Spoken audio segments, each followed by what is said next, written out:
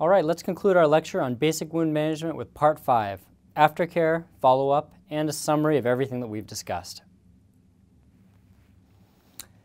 So what do we do after we finish closing our wound? After the sutures are placed, after it's been stapled up, what comes next? Well, typically what we do is cover a wound with a non-adherent dressing, which will be left in place for about 24 to 48 hours. The idea behind this dressing is to absorb any exudates, fluid, or bleeding that may come from the wound. You want to instruct the patient to keep that dressing clean and dry. You can use a topical antibiotic ointment over sutures or staples. It's not 100% necessary, but sometimes advisable. And you certainly don't want to do it on anybody whom you've used tissue adhesive glue or tissue adhesive tapes in order to effect a closure, because this can cause the glue or the tape to dehisce and come off early, which will lead the wound to open up. If you've got a wound that's over a joint, which could be affected by, where the closure technique could be affected by flexion or extension, you want to consider splinting that joint as appropriate in order to protect the sutures that you've placed or the closure technique that you've used. So what about prophylactic antibiotics? This question comes up a lot. Patients will want to know, do I need to be on antibiotics for this wound? Well, the bottom line is this. In 2014, the evidence is really lacking. Generally, they're not indicated, especially for your simple traumatic lacerations. Of course, you want to take all the information you have into account. If you've got a patient with exposure to contaminants, with a very significant mechanism of injury with exposure to bacteria and other substances, or somebody who's got an innate predisposition to infection, like a diabetic or somebody on steroids, these might be some of the things that you put into your considerations as to whether or not antibiotics should be given. But generally speaking, it's not a recommendation. I'll say that with one exception, and that's for bite wounds. Although the evidence is not very strong, there is some data to suggest that bite wound infection rates are higher, and in these cases we should not only avoid primary closure, which can increase infection risk, but we should also be giving these patients antibiotics. For animal bites, such as cats and dogs, the evidence is not very strong, but if you are going to use antibiotics, it's recommended to use amoxicillin and clavulunate or Augmentin as your antibiotic of choice. For human bites, which are even more prone to infection, the evidence is also kind of limited and a little bit conflicting, but the Infectious Disease Society of America does recommend the use of ampicillin, sulbactam, or cefoxitin for wound prophylaxis in these cases. Now, the delayed aftercare will raise the questions the patient's going to have for you before they leave the emergency department. And these are the typical questions that I often get. Patients want to know, when do I take this top dressing off, and do I need to replace it? Well, the short answer is, tell them to take it off tomorrow, and they don't need to replace it. Because after the wound has stopped draining its exudates or blood in the first 24 to 48 hours, there's really no need to keep the dressing on, and in fact, trapping the wound in a closed space could increase the bacterial load and increase the risk of infection. So just have them take it off the next day. Patients will often ask you, is it okay for me to shower or bathe? Well, for the sake of the rest of us, please tell them that yes, it's okay. But make sure they're not scrubbing over the wound and using common sense. They certainly want to just pat a wound dry as opposed to scrubbing back and forth, which can lead to dehiscence of your wound closure method. Also, if you're using something like tissue adhesive glue or strips of tape to close a wound, you want to make sure that these patients are showering and keeping the area relatively dry rather than bathing, because being in water for a prolonged period of time or applying soaps or lathers to the wound can cause that glue or that tape to come loose early, which can lead the wound to open up. Patients will sometimes ask if they should be putting vitamin E lotion or other healing lotions onto their wound in order to promote healing of that wound. Well, there's no evidence to suggest that it's a good thing to do. In fact, some studies show that there can be detriment in terms of the contact dermatitis and wound allergic reactions that can form in the area. So what I would recommend is tell them not to do anything in the initial period. Just keep it clean and dry. Sometimes patients will tell you, well, I'm planning on a vacation to go to the beach next month. Is that going to be okay for me?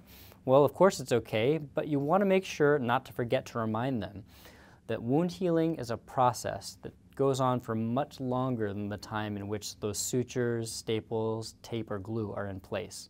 So you want to make sure that they're avoiding sun exposure for those healing lacerations and abrasions because sun exposure is going to recruit cells that cause hyperpigmentation of a wound. And it's better to have the wound protected from the sun as much as possible to keep those melanocytes away from the wound edges. So tell them to use sunscreen. Tell them to use sun hats and visors and to have protective clothing over the wound for about 6 to 12 months. And another question patients will often ask is, well, when I get these sutures or staples out, I'm all set, right? No more restrictions. Well, again, this brings me to another point. That's not the case. The days immediately after sutures or staples are removed are actually the highest risk period for dehiscence of a wound, because this is the time when the wound is the most vulnerable. Natural healing has begun to take place, and we feel at the time that we've set, removing the sutures or staples is the thing to do to prevent infection, but the wound is still very vulnerable to dehisce at this point. So tell them to use common sense as they return to their daily activities, especially if their occupation requires them to use the area where the laceration occurred in more than a usual fashion. What about suture removal? Most sutures, non-absorbable sutures and nylon sutures that are used on skin surfaces, will need to be removed. So when do we remove them? Well, here's a quick guide to our recommended time to remove sutures from different areas of the body. And this again has to do with the amount of time in the risk-balance ratio of how likely the sutures there or the staples are to provoke an inflammatory reaction or an infection at the site of the wound, not necessarily when the wound gains its full strength. On the face, we want to remove sutures at about 3 to 5 days. When it comes to the scalp, 7 days. With the chest or extremities, roughly 7 to 10 days. And for more high-tension area wounds and on the back, we're talking more about 10 days to 14 days. But here's a clinical pearl. In order to save a return visit for some of these patients, you might consider the use of absorbable sutures for your epidermal layer, which can save a return trip to remove those sutures. And there's some evidence to support this. In Academic Emergency Medicine in 2004, a study was published, a randomized controlled trial, that compared the long-term cosmetic outcomes of pediatric lacerations that were repaired with either absorbable plain gut sutures versus non-absorbable nylon sutures, which had to be removed later. And they found there was no cosmetic difference in lacerations that were repaired using either method. One piece of advice that I would give you when you're using absorbable sutures on the skin without planned removal is to make sure that you match the duration of effective wound support that suture provides to the amount of time that we would typically want that suture to remain on the skin in place if we were planning to remove it. So for example, a plain gut suture, which provides about 8 to 9 days of effective wound support, is probably best for use on the chest or extremity wounds. Meanwhile, a fast-absorbing gut suture, which is a type of gut suture that's been heat-treated in order to speed its absorption and has an effective wound support of about 5 to 7 days, would be better for use on places like the face. Sutures like chromic gut and vicryl are simply too strong and have an effective wound support lasting from 10 to 21 days or even up to 21 days. So basically, they're going to stay in that wound too long. They're not going to absorb fast enough. And they're going to lead to higher risk of complications like stitch abscess formation or infection formation. But there is a type of vicryl suture known as vicryl rapide, which is a gamma-irradiated vicryl suture that also has a speedier absorption of about 10 days. And this can be used on chest or extremity wounds. One word of caution I'd give you if you're working with absorbable sutures, such as fast-absorbing plain gut on the skin, is that they're a little bit more difficult to use. As we talked about earlier, it's harder to tie those knots. It's harder to handle the suture than it is with a more durable suture like a nylon suture. For example, in this young man, in whom I performed the technique using fast-absorbing plain gut sutures of closing his skin superficially, after, of course, underlaying with the subcutaneous layer, I found that working with that fast-absorbing plain gut tissue suture was almost like trying to tie pieces of tissue paper through the skin. It was actually a very difficult closure to perform.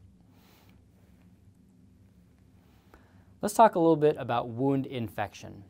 I would say that patient education is paramount in this situation, meaning we do everything we can to prevent wound infection by properly cleaning and irrigating wounds, inspecting for and removing every foreign bodies, but despite our best efforts, some of these wounds will get infected. So you want to make sure that your patient is well aware of some of the signs and symptoms that could be an infection for which they should return for additional care. These include things like erythema or purulent drainage from the wound, worsening pain rather than improving pain, or unexplained fevers. You also want to use caution if you're placing something that needs to be removed in a patient who you think is going to be non-compliant. So for example, staples or non-absorbable nylon sutures in a patient in whom you can't achieve follow-up care is probably not the best idea. Here you see an example of a wound that's become grossly infected with erythema surrounding the wound and some pus draining from the center of the wound. What I'd like to do now is summarize all of the material that we've covered. So we opened with a slide where I asked you, what do you need to know to care for patients with these types of lacerations? And I'd argue that today I've given you all the information you need to care for these patients.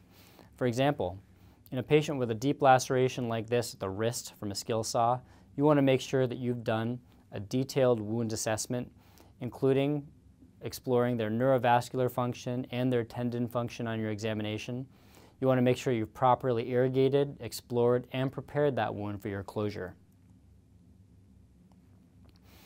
When you're dealing with facial wounds in children, sometimes you want to think about the times where maybe the patient may not benefit from being closed. As we talked about, closure may help cosmesis in some cases, but it definitely increases the risk of infection, and it sometimes even worsens cosmesis. So think about times where maybe no closure or delayed primary closure may be a better way to go. What about high tension wounds? Well, we talked about this large laceration overlying the knee. Tension, as we talked about, is the enemy of a nice cosmetic closure. There are not just static tension forces at work, but sometimes dynamic tension forces at play.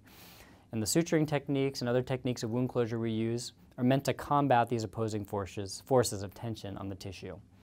You want to make sure that you've employed the best technique in any given situation to approximate but not strangulate those tissues. So think about things like your vertical and horizontal mattress sutures. Consider things like using running percutaneous sutures for longer lacerations in order to distribute that tension. We talked about some alternative ways you might approach lacerations of the scalp. For example, in this kid, we talked about the hair apposition technique, which is faster, less painful, less scary for the child, and just as cosmetic. Some of the other techniques we discussed as alternative methods of wound closure included stapling, uses of tissue adhesive tape or glue, and these techniques could come in handy when you're approaching your lacerations. And we talked about more complicated lacerations in complicated areas like on the face where there could be underlying structures that may be injured by the laceration, and how these underlying anatomical considerations should come into play before we attempt any closure. It's important that we understand the underlying anatomy for any given region of the body when we're getting ready to do a laceration repair. It's also important to acknowledge when a laceration might be outside the scope of your practice, and if that's the situation, make sure that you consult appropriately and get help from the right provider. This concludes my lecture on basic wound management. I'd like to say thank you, especially thank you to the many patients who consented to have their photographs taken in the times of their injury and allowed me to follow up their wounds and display them in this lecture. I know it's a very sensitive topic and it can be very uncomfortable in situations, but you've really done a great service for myself and for the medical community by allowing your photographs to be shared. So for that, a huge thank you from all of us. I'd also like to encourage people who view this lecture to visit my website, www.lacerationrepair.com. This is a public, non-password protected website where you can review all of the videos that you've seen today in the lecture if you want to review some of these techniques. And finally, you can follow me on Twitter at bwlin720. I have a running blog where I continue to discuss many of the different evidence-based concepts in wound care and management. Thanks very much.